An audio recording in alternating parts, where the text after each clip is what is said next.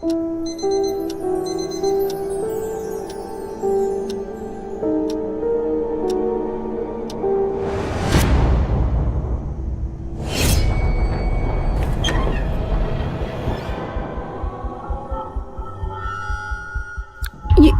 क्या?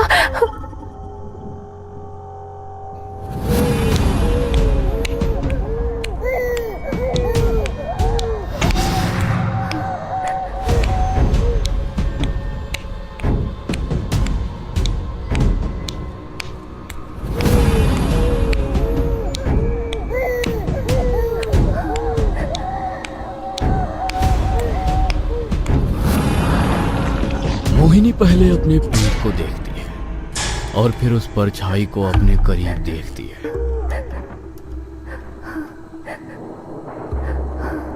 मोहिनी को कोई ऊपर देख रही होती है। मोहिनी खूब चिल्लाने की कोशिश करती है पर उसके गले से एक स्वर भी नहीं निकलता। उसके कानों में सिर्फ उस परछाई की हंसी गूंज रही होती है। मोहिनी, मोहिनी क्या हुआ? मोहिनी उठो, मोहिनी उठो, मोहिनी, मोहिनी, मोहिनी क्या हुआ? आरव, आरव, वो परछाई, परछाई, परछाई। पहले तो शांत हो जाओ, शांत हो जाओ, कोई नहीं। आरव मोहिनी को अपने सीने से लगा लेता है। मोहिनी का पूरा चेहरा पसीने से तरबतर और एकदम लाल हो चुका होता है। बस बस बस, कुछ नहीं हुआ मोहिनी, सब ठीक है, मैं हूं ना इधर, शांत हो जाओ। मोहिनी धीरे धीरे शांत होती है। आरव उसका हाथ पकड़कर उसे बैठा देता है। क्या हुआ था? फिर से बुरा सपना आया? हाँ।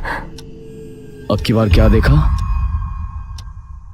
पता नहीं, हम दोनों बात कर रहे थे, तभी हमारे बेड के साइड वाला दरवाजे से आकर एक परछाई अंदर आई और मेरे बहुत करीब आ गई और फिर जोर जोर से हंसने लगी और फिर एकदम से मुझे जकड़ लिया। बस कोई नहीं, शांत हो जाओ। समझ नहीं आ रहा कि बार बार ऐसे सपने क्यों आए जा रहे हैं। तुम अपनी माँ से बात कर लो एक बार, शायद उनके पास कोई उपाय हो। ठीक है, कल करती हूँ माँ से बात। अगला दिन होते ही मोहिनी अपनी माँ को फोन कर देती है। हेलो। हाँ माँ। हेलो। अरे बिटिया, आवाज नहीं आ रही। हेलो माँ। हाँ हाँ, अब आ रही है। कैसी हो बिटिया? ठीक हो माँ, तुम बताओ कैसी हो? अरे मैं तो बस इंतजार में हूँ कि कब तू नानी बनाए मुझे। बस थोड़ा सा इंतजार और कर लो माँ, फिर खूब खिलाना अपने नाती या नातिन को। हाँ हाँ। अच्छा माँ, एक बात पूछनी थी तुमसे। हाँ बता। पता नहीं माँ, आजकल रोज रात को ना बड़े अजीब अजीब सपने आ रहे हैं। अच्छा, क्या दिखता है? मतलब कि कभी कोई बुढ़िया दिखने लगती है, कल एक परछाई अंदर आई और मेरे बहुत करीब आ गई। ऐसा लगता है जैसे किसी ने मेरे शरीर को जकड़ लिया हो। मैं चीखने चिल्लाने की कोशिश करती हूँ पर आवाज ही नहीं निकलती गले से, ना हाथ पांव हिलते। मतलब बार बार दब रही है तू? हाँ, मुझे तो समझ ही नहीं आ रहा कि क्या करूं मैं माँ। एक काम कर बिटिया। बताओ। आज से अपने तकिए के नीचे एक लोहे का चाकू रख लियो और अपने कमरे में ये देख लियो कि कोई अजीब चीज पड़ी है के आसपास या तेरे किसी सामान में, और अगर कुछ मिले तो मुझे बताइयो। और हाँ, उसे छूना मत बिल्कुल भी, ठीक है? ठीक है माँ। मोहिनी अपने कमरे में जाकर सारी चीजें उलट पलट देती है लेकिन उसे कुछ नहीं मिलता। तभी मोहिनी की नजर अपने पलंग के निचले हिस्से पर पड़ती है। क्या हुआ? एक बार इस पलंग के नीचे झुककर देखो, कुछ अजीब रखा है क्या? अजीब? अरे तुम देखो तो सही। ठीक है बाबा।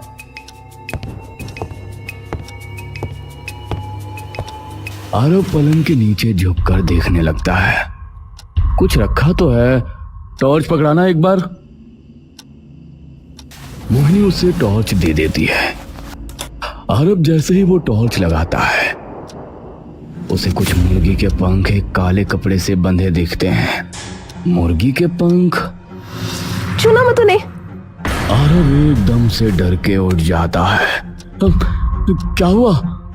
मैं माँ को फोन करके आती हूँ, तुम कुछ मत करना। मोहिनी जाकर अपनी माँ को फोन लगाती है और सारी बात बताती है। उसे छूना ना बिल्कुल भी, बस अपनी एक मुट्ठी में नमक भर लियो और उसे झाड़ू से बाहर निकाल दे घर से, और पूरे कमरे पे फिर गंगा जल छिड़क देना। हाँ, पर ये है क्या माँ? तेरे ऊपर टोटका कर रखा है किसी ने, इसीलिए ऐसे सपने आए जा रहे थे। पर मेरे ऊपर टोटका कौन करेगा? अरे घर कुनबे में बहुत से लोग हुए बिटिया, पर क्या पता तुम्हारे पीछे कोई आ गया हो तो उसे बाहर फेंका, और आज से लोहे का चाकू तकिए के नीचे रख के सोया करियो। ठीक है माँ। कुछ महीनों तक सब कुछ ठीक ठाक चलता है। 3 महीने बाद मोहिनी एक लड़की को जन्म देती है। नाम क्या रखें इसका? मैंने सोचा था एक नाम, अब बताऊं? बताओ। आस्था। नाम सुनते ही मोहिनी मुस्कुराने लगती है। प्यारा नाम है।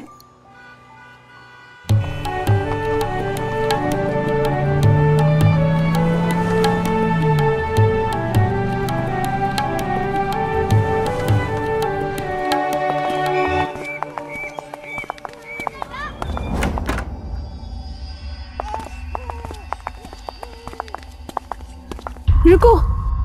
मोहिनी की नजर तभी सीढ़ियों पर पड़ती है। आरव एकदम से रुक जाता है। मोहिनी की भनभीनी आंखें एकटक बस सीढ़ी की ओर जमी हुई होती हैं। सीढ़ियों पे बने उन निशानों को देखकर आरव की आंखों के सामने की दुनिया मानो घूमने लगती है। आरव चकरा के पीछे की ओर गिरने लगता है। आरव, संभालो खुद को। आरव एक झटके से होश में आ जाता है और खुद को संभालता है।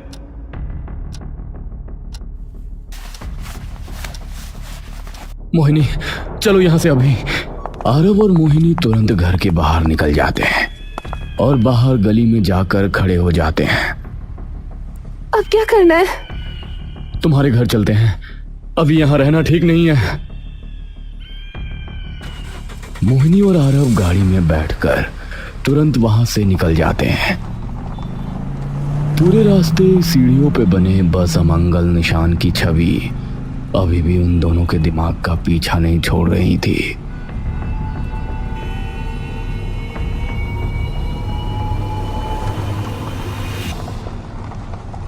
कौन मनहूस है ये? क्यों हमारे पीछे पड़ा हुआ है? पता नहीं, पर अब हम वहां नहीं रह सकते। सही कह रहे हो।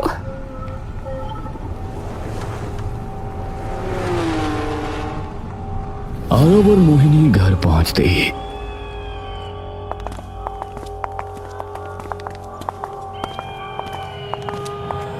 तुरंत सारी की सारी घटना बीरो को बता देते हैं। कोई बुरा ही तुम्हारे पीछे लगा हुआ है। सही किया तुमने यहाँ आ गए। कुछ दिन यहीं रह लो जब तक घर ना मिल जाए दूसरा। कुछ दिनों बाद ही मोहिनी और आरव अपना सारा सामान अपने घर में ले आते हैं और फिर अपने पुराने घर को मुड़ के भी नहीं देखते। आस्था भी अब देखते ही देखते धीरे धीरे बड़ी होने लगती है। अब घर में सिर्फ आरव, मोहिनी और आस्था रह रहे होते हैं और खाना बनाने और साफ सफाई करने के लिए बस उनकी एक पुरानी काम वाली सिमरन, जो सुबह आती और रात तक चली जाती। आस्था। हाँ मम्मी। ओहो, 2 मिनट के लिए टीवी से नजर भी हटा लिया करो कभी। हाँ हाँ ना, आप बोलो तो सही। मैं और पापा कुछ देर के लिए तुम्हारे चाचू के घर जा रहे हैं किसी काम से, तो दीदी यही है तुम्हारे पास। अगर भूख लगे तो उन्हें बता देना, वो खाना बना देंगी। ठीक है? ठीक है मम्मी। ये नहीं सुधरेगी। सिमी, ध्यान रखना इसका। कोई नहीं दीदी, आप बेफिक्र होकर जाओ, मैं अपने आप संभाल लूंगी। आरव चलो ना, लेट हो रहा है। आया। आरव और मोहिनी आस्था को घर छोड़कर निकल जाते हैं। आस्था चुपचाप बैठी टीवी देख रही होती है कि तभी आसपास की सभी लाइटें बंद हो जाती हैं। आस्था एकदम से पलटकर पीछे देखती है, पर पीछे बिल्कुल अंधेरा। आस्था वापस टीवी की ओर अपनी नजरें घुमाती है। टीवी के सामने सिमरन चुपचाप खड़ी अपनी नजरों से आस्था को घूर रही होती है। सिमरन बिना एक बार भी पीछे देखे टीवी बंद कर देती है। उसकी बेचैन सी आंखें लगातार आस्था के मासूम चेहरे को बिना एक पल के लिए भी हिले निहार रही होती है। सिमरन की आंखों में देखते ही मानो आस्था के पेट में किसी अनकही दहशत की झुरझुरी से उठ पड़ती है, जैसे कोई भुताहा एहसास उसे भीतर से कुरेद रहा हो और पीछे की ओर खिसकने की कोशिश करने लगती है। क्या हुआ दीदी? इसी बीच सिमरन धीरे धीरे उसकी ओर बढ़ते जा रही होती है। जैसे जैसे उसके कदम आस्था की ओर बढ़ते जाते हैं, आस्था की सांसें उसके सूखे हलक में और अटकने लगती है। उसकी आंखें डगमगाने लगती हैं, मानो उसका होश किसी गहरी खाई में गिर रहा हो। चलो खाना खाने। पर मुझे भूख नहीं लगी। उठो। पर मुझे भूख नहीं है। मैंने कहा चलो अभी, फिर से नहीं बोलूंगी। आस्था का शरीर डर से एकदम ठंडा पड़ जाता है। आस्था चुपचाप सिमरन के पीछे चल पड़ती है। अब आस्था का कोमल मन इस सारी घटना को समझने में बार बार असफल होता जा रहा था। सिमरन उसे अपने साथ ले जाकर एक कुमकुम और हल्दी से बने गोल घेरे के बीचों बीच बिठा देती है, जिसके अंदर काली स्याही से एक त्रिकोण का आकार बना हुआ है। सिमरन उसके चारों तरफ 4 मोमबत्तियां जला देती है। आस्था का कंठ अब अपनी हिम्मत धीरे धीरे तोड़ देता है और उसके गले से उसकी रुलाई की आवाज बाहर निकल पड़ती है। एकदम चुप चुप। सिमरन की आंखों में मानो किसी विचित्र प्रकार का आतंक अचानक उतर चुका था। सिमरन कुछ कुमकुम लेती है और उस पे कोई मंत्र फूंकती है और एक लाल कपड़ा खोलकर उस कुमकुम को उसके अंदर रख देती है। मेरी तरफ देखती रहो, बस मेरी ओर। एकदम चुप। आस्था अपनी मासूम निगाहों से अपने आंसुओं को अपने कोमल मन में दबाए चुपचाप वहीं बैठी रहती है। पापा वापस आ जाओ, बचाओ मुझे पापा, आप कहाँ हो? सिमरन तभी थोड़ा कुमकुम आस्था के चेहरे पे झटक देती है और तभी सिमरन अपने सूट की जेब से अखबार में बंधा एक लड्डू निकालती है। खाओ इसे। मैं नहीं खाऊंगी। कि तभी उसे गाड़ी के आने की आवाज सुनाई देती है और वो वहां से तभी उठकर फरार हो जाती है। आस्था इतना ज्यादा घबरा जाती है कि उसका मासूम दिमाग उस सदमे को झेल ही नहीं पाता। उसकी सांसें तेज होती जाती हैं, सीने में धड़कन धक धक करके गूंजने लगती है, निगाहें धुंधली पड़ने लगती हैं और वो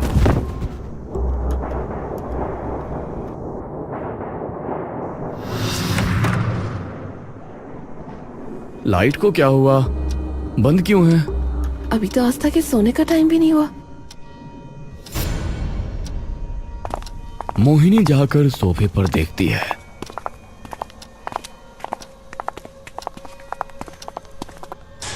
लेकिन वहां कोई नहीं होता। आस्था, सिमरन। कोई आवाज नहीं आती। एकदम सन्नाटा। आरव मोहिनी की ओर देखता है। इतना शांत कैसे है सब कुछ? मोहिनी एकदम से आस्था के कमरे की ओर दौड़ती है, लेकिन कमरा एकदम खाली होता है। आस्था, मोहिनी का मन अब धीरे धीरे बेचैन होने लगता है। तभी आरव के चिल्लाने की आवाज उसके कानों में पड़ती है। मोहिनी, मोहिनी! मोहिनी के दिल की धड़कन अब बेकाबू होने लगती है। मोहिनी अपनी सुध-बुध भूलकर सीधा आरव के पास पहुंच जाती है और जैसे ही उसकी नजर आस्था के शरीर पर पड़ती है तो उसकी रूह कांप उठती है। ये किसने? मोहिनी एकदम से आस्था की ओर भागती है और उठाकर उसका सिर अपनी गोद में रख लेती है। मोहिनी जैसे ही आस्था के चेहरे पे लगा वो कुमकुम देखती है, उसका दिमाग मानो अपना सारा आपा वहीं खो देता है। आस्था, उठ ना बेटा, उठ ना, मेरी प्यारी बेटी है ना तू, प्लीज उठ जाना बेटा। आस्था, उठ ना। तभी आरव आकर मोहिनी को संभालने लगता है। मोहिनी, संभालो खुद को, पहले इसे अंदर लेकर चलते हैं और इसका मुंह पोंछते हैं। मोहिनी एक गीले तौलिए से उसके मुंह पे लगा कुमकुम साफ करती है। मोहिनी आस्था को देखकर बिलख बिलख कर रोने लगती है। आस्था की ऐसी हालत देखकर आरव भी अपनी आंखों को नम होने से नहीं रोक पाता। मुझे लगा था वहां से आने के बाद फिर से नहीं होगा, पर ये घिनौनी घटिया चीज मेरी बेटी का पीछा क्यों नहीं छोड़ रही? कौन है आखिर ये? चाहती क्या है मेरी इस मासूम सी बच्ची से?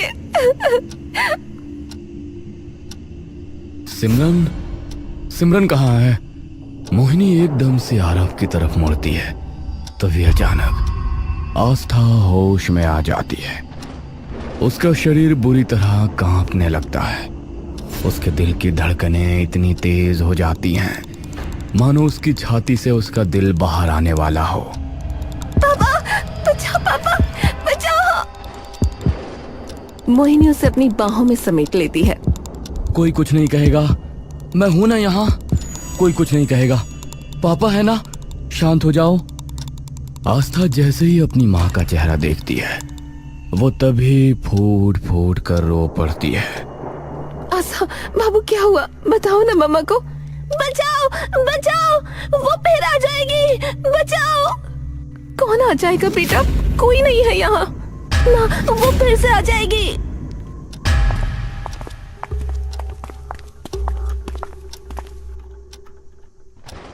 बेटा, पापा की तरफ देखो एक बार।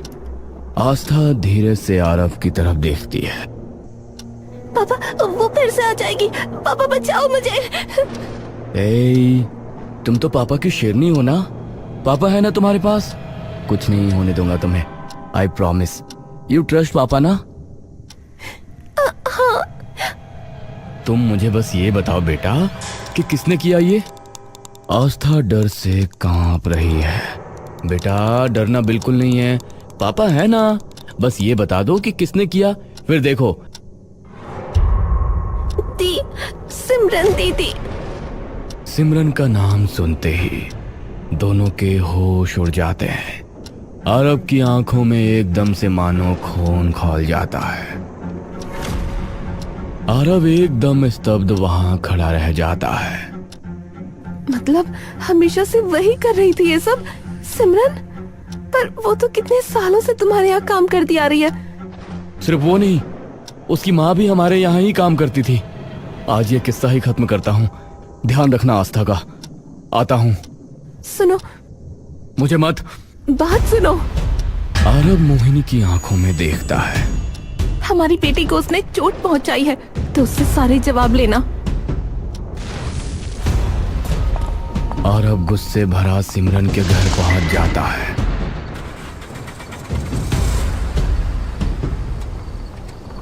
आरव गुस्से से अंगार हुआ हर भीड़ी गली पार करता हुआ सिमरन के घर के सामने जा खड़ा होता है।